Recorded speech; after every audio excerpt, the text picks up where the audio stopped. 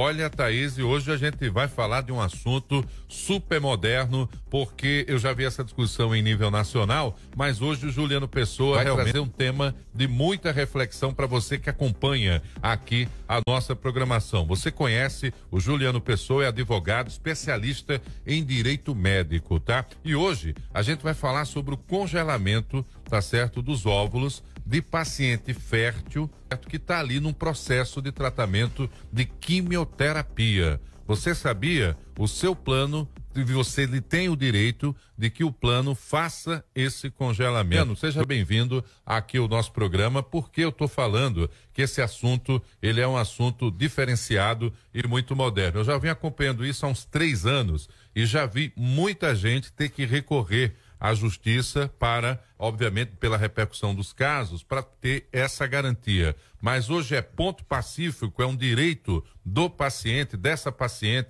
fazer esse congelamento. Muito bom dia. Bom dia, Juliano. Bom dia, Marcos, bom dia, Thaís, bom dia quem nos ouve e assiste. Veja, eu diria que é mais um passo importantíssimo para esse fim, mas ainda não é definitivo. Porque a decisão do STJ, agora recentemente tomada, é a decisão de uma turma, de forma unânime, mas ela ainda não é uma decisão vinculante, tá? Ou seja, no sentido de obrigatoriedade de que os tribunais sigam. Mas o que é que a gente vê em relação ao direito da saúde no país todo? Quando o STJ toma algum tipo de iniciativa, no sentido de uma turma, de forma unânime, decidir determinado tema, é uma questão natural, eu diria, os tribunais regionais em todos os estados aderirem àquele movimento que a Suprema Corte, o Superior Tribunal, aliás, está indicando. Então, esse é um tema que normalmente já vinha tendo várias decisões no sentido de amparar essas pacientes em todo o país, e agora com o STJ decidindo de forma unânime pela terceira turma, é provável que isso se intensifique. Porque qual é o cerne dessa discussão para que as pessoas entendam? O grande detalhe dessa paciente que se submete à quimioterapia, à radioterapia, é o risco iminente, grande em muitos casos, dela ficar infértil. Por conta do tratamento. Por conta do tratamento. É uma consequência, um dos efeitos colaterais, digamos assim, da quimio e da radioterapia é a infertilidade. Então, ou seja, não se concebe nos dias atuais, onde a medicina já avançou muito, onde a sobrevida é altíssima de pacientes que são acometidos pela neoplasia maligna, pelo câncer, ou seja, ela tem a possibilidade de viver anos e anos aí mesmo após superar o tratamento, e não pode ser suprimido dessa pessoa a possibilidade dela ter a sua fertilidade preservada para que ela faça o seu planejamento familiar como se deve. Porque o planejamento familiar está no entorno aí dessa discussão, naturalmente, porque é previsto na Constituição Federal, é previsto por lei específica e também previsto na lei que regulamenta os planos de saúde. Só que a grande discussão sempre foi qual é a amplitude, qual é o alcance desse planejamento familiar. E em relação à fertilização in vitro, em relação ao congelamento, sempre houve majoritariamente a decisão no sentido de não ser obrigação das operadoras em regra. E aí o que é que começou a acontecer? Os casos particulares, individualmente analisados, começaram a ser amparados, e essa é uma decisão, eu diria, que sedimenta aí de forma incontrovérsia, vamos dizer assim, a discussão em relação ao oncológico. Então já há jurisprudência a favor de mulheres em tratamento de câncer e que conseguiram aí esse congelamento dos óvulos pelas operadoras de plano de saúde.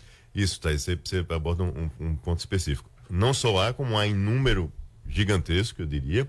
O grande detalhe é que isso não era uniformizado, não era harmonizado. Então, muitas vezes chegava no STJ, existia decisão que mantinha aquela decisão anterior ou alterava no sentido favorável ao paciente, mas também tinha decisão contrária. Então, agora houve um consenso da turma. Então, ou seja, o colegiado, não foi uma decisão monocrática, o colegiado definiu consolidar esse entendimento no sentido de que, nesses casos, não discute-se. Se a paciente existe risco ali iminente dela ficar infértil, é obrigação da operadora cobrir. E eu faço até uma extensão aqui, um pouquinho do nosso tema. Por exemplo, nós temos outras patologias que podem levar a esse mesmo fim. Existem pacientes, por exemplo, acometidos pela endometriose grave, que podem também ficar infértil. E nós já temos decisões nesse sentido, de, por analogia, se pegar raciocínio idêntico ao paciente oncológico e aplicar essa mesma determinação, porque por mais que não seja uma paciente oncológica, ela tem o risco o fim dela será o mesmo. Então, não é a isonomia no direito, ela tem que ser preservada.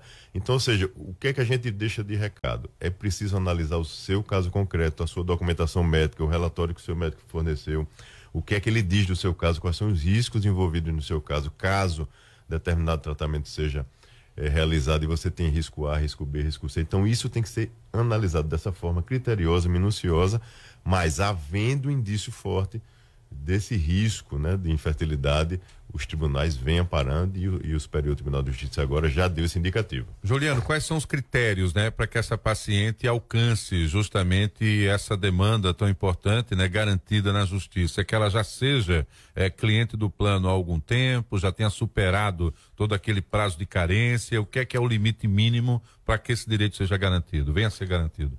Ótimo, de fato, ela precisa estar coberta, né? Até porque, naturalmente, esse próprio tratamento, a depender do contexto dele, tem que ter passado também por todo esse período de carência, a depender do caso concreto. Então, ou seja, ela precisa estar ok, sendo assistida pelo seu plano, o tratamento está sendo feito, em regra, normalmente pelo seu plano, e aí ela acrescenta, vamos dizer assim, com prescrição médica, mas foi importante você destacar isso, porque assim, não é um pedido, não é um desejo particular, né? Não é uma questão que a paciente deseja, por precaução, fazer esse congelamento e essa criopreservação. Na realidade, o médico que está assistindo essa paciente enxerga determinados riscos no transcorrer desse tratamento e ele indica que, olha, no seu caso, para que a gente não tenha algum risco de você, de repente, amanhã estar infértil, né, em consequência do tratamento, seria interessante que você buscasse esse tipo de auxílio. O plano, via de regra, infelizmente, já preparando aqui as pessoas, via de regra, 90% dos pedidos são indeferidos administrativamente, como ocorre em todo tratamento que envolve algum custo maior, e a gente já está meio que habituado, infelizmente, o brasileiro com isso.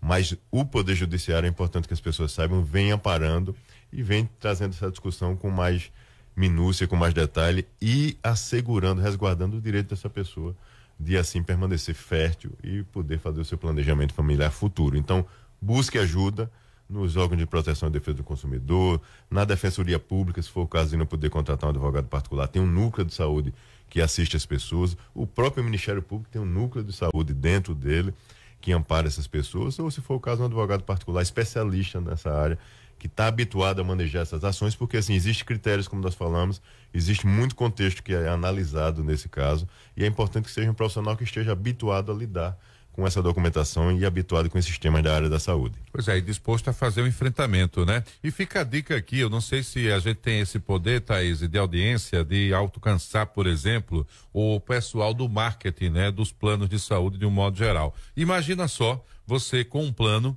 e você tem uma campanha onde você divulgue para o seu cliente que você é o plano mais humanizado de Alagoas e que você reconhece situações como essa e não apenas essa relação de cliente, lucro e por aí vai, né? Que se tem basicamente de plano de saúde é negativa, né? É glosa em cima de glosa e negativa. É sempre a guerra, né? Danado isso. Poxa, que coisa. É uma busca eterna por equilíbrio de contas e por sobrecarrego ali.